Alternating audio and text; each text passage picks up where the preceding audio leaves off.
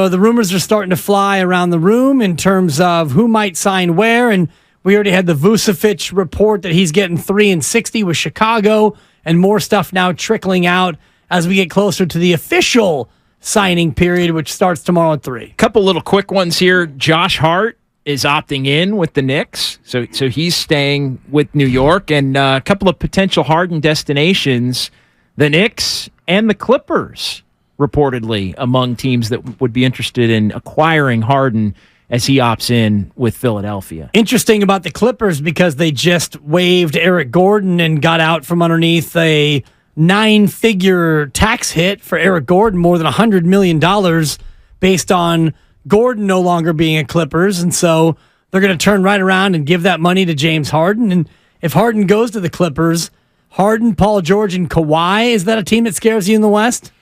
Not if Paul George is playing 40 games and Kawhi's playing 40 games. I mean, to me, it's a different version of the same. Harden might be the one consistent contributor as far as actual playing time. I'm just so out on the Clippers. It's a different version of the same here for these last 3 or 4 years, and they're always interested in the cast-offs that keep finding their way to a million different places. These superstars that either can't quite get over the hump or in Kawhi's case have gotten over the hump, but are, I think to a detriment to their team in terms of how they operate. And so, yeah, that mix, on paper looks great, but that's the problem with a lot of NBA teams is a lot of these machinations of star players look great on paper and then smell foul once they actually have to get out on the court and play 82. Yeah, and that's the nature of many of these collections now, and that's what I think gets lost when it comes to the Warriors and their super team that everybody wanted to criticize, but it netted 2 titles. It worked. The fact that you had Steph and Clay and Draymond to a lesser extent be able to subvert their own ego and allow Kevin Durant to come in and play the way Kevin Durant wanted to play, and this collection of superstars, they made it look so easy, JD, that a lot of other teams now, you're trying to, like Brooklyn, for example, we're going to bring in Kyrie and Harden and KD, and they had DeAndre Jordan, and they had all the rest of them, Blake Griffin off the bench. We're going to bring in all these stars, and we're just going to run roughshod over the league. But the Warriors made the collection of talent and egos look a lot easier than it actually is. Yeah, stars without agendas, I think, through the primes of their careers. And we can debate whether there's some agendas that have seeped in. I think Draymond, there's a case to be made. Certainly Klay Thompson, there's a case to be made there. But it really was stars in their prime whose personalities complemented each other, where a lot of these other permutations of stars cobbled together don't work because the egos do get in the way and it flames out just in colossal fashion. And there's so many different examples of it. The Warriors have been able to avoid that to the tune of the 4 titles and still want to continue to do it together. That's obviously been the big takeaway here over these last 6-7 weeks since the Warriors were eliminated. And will they still do it together? 888-957-9570 is your phone number. The lines are freed up, and we want to hear from you in terms of this collection. And, JD, I guess that's where we should start, is the idea of keeping it together and doing it together. Do you believe that Draymond Green is going to eventually sign with the Warriors no matter what the price is? In other words, if another team offers him a number bigger than any of us would have thought the Warriors would have wanted to pay him, will they match it? Is there any way that you see the Warriors losing out on the Draymond Green sweepstakes because of money? They don't have a choice. And I think in part that's why they moved on from Jordan Poole. One of the 3, 4, 5 different reasons why, it's that they could reallocate some of the actual cash in terms of tax and extra money that's going out of Joe Lacob's pocket to be able to cover the expense of Draymond if it gets carried away. But no, I don't think the Warriors have a choice at this point but to match any offer, because they're on record, from Steve Kerr to Steph Curry to even Klay Thompson, as believing that they can't win a championship without him. So once you state that, and you make the Jordan Poole move, exactly, as you mentioned in the crossover, you gotta sign him. And if you think you're going to sign him for 3-80, and that becomes 3-90, which becomes 3-110, Oh, then my God. you got to bite the bullet and you got to do it. And I think that it might end up being 4 and whatever, fill in the blank. And initially I thought, JD, the way that this would go, and this is before the Jordan Poole trade, and this is going back a couple of months, I thought that they would get Draymond Green to opt in to that 27.6 number that he was going to get this year on the player option. And then on top of that, you give him 2 more years to make it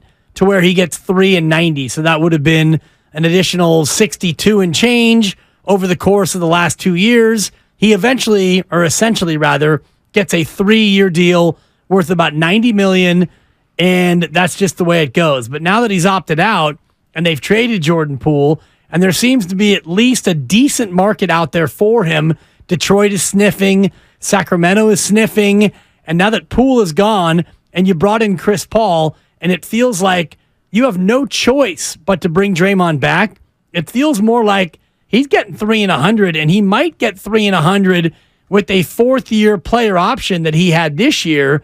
He might get that 4th-year option at another 30.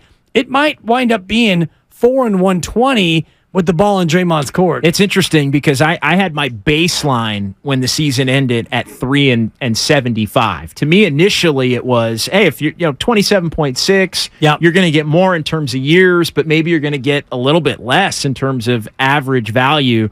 I was way low, I think, on my 3 and 75. But again, that was a starting point for conversations. I'm with you. I think it's more pushing the 3 and 85 to 90 baseline right now, which would be in line with the same or a raise on the average value over 3 years. But if Draymond can get somebody to offer him the 3 and 100 or more, give him a 4th year, even if the 4th year takes him, even if it's 4 and 110 or 105 or something like that, that puts the Warriors, I think, in a bit of an uncomfortable position, but they'd have to gulp and swallow it and do the deal. So, no, I think the floor has absolutely risen on what a Draymond Green contract will look like. And I wasn't thinking 4 years was even on the table. Right. But when he came out and it was, hey, 100, and the reports were he wanted 100, to me, if he wants 100,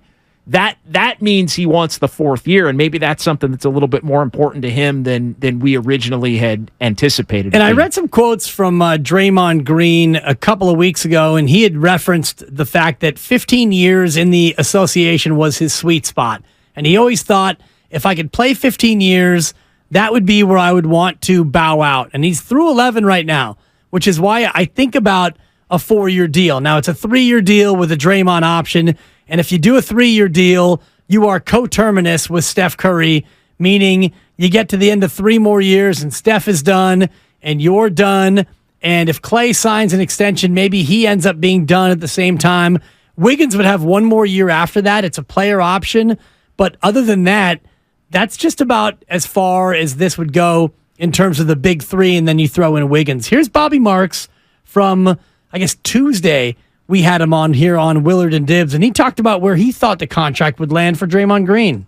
I think the end number, so he opts out at 27.6. You don't leave that on the table. I'm going to say 3 for 100. That's the number. Don't quote me on it.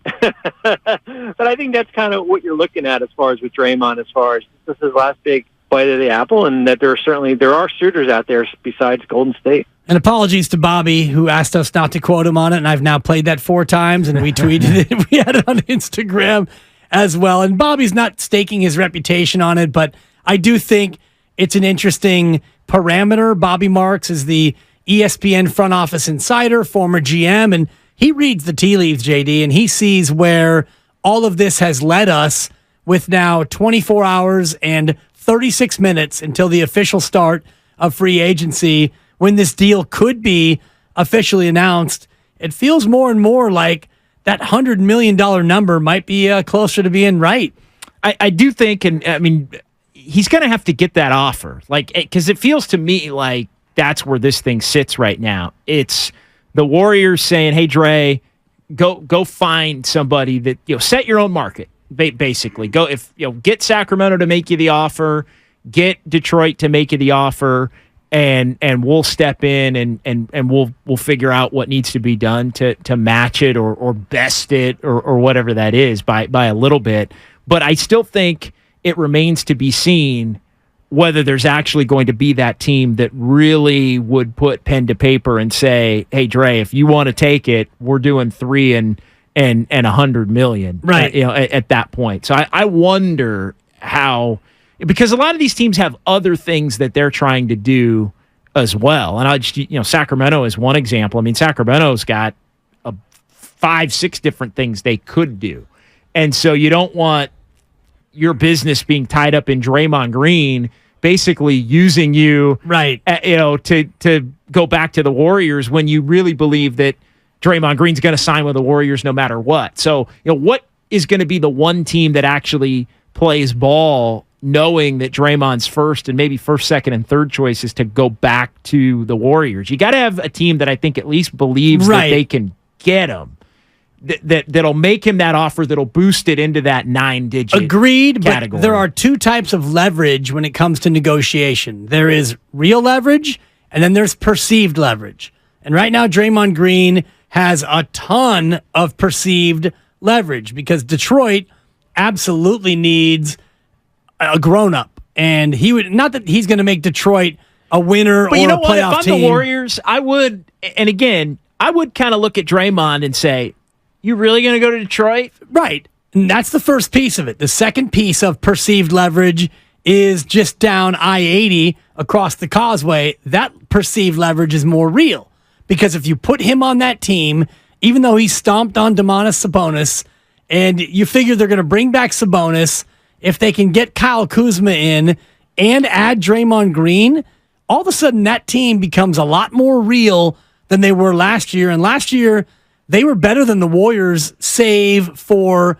a Steph Curry 50-point game in Game 7. So if Draymond goes to Sacramento and Sabonis stays and they get Kuzma, they're better than Golden State. So that perceived leverage, I think, is real. I think it is much more real than say, Detroit. Agreed. But, again, they have to make sure that they can get him because they've got other business they want to tend to. For sure. And the order in which they do things has to, it has to be the proper order if you do a sign and trade versus when you use your mid-level versus when you use your room and all that wonky stuff. So I think they have to. I think they have to believe that Draymond would actually come, that they could convince Draymond to come. And I'm not sure they would be willing to offer all of their space to Draymond Green. Agreed, but the threat of that is important in terms of what Draymond can get here in Golden State, and that's where the perceived leverage becomes such an interesting part of this. It's Willard and Dibs. JD's in for Willard today and tomorrow, and we are 24 and a half hours away from the start of free agency. Warrior fans, do you want Draymond Green back? It's a simple question because I've heard a lot of people coming down on the no side of late, and I'm surprised to hear it. 888-957-9570. Do you want Draymond Green back with the Warriors?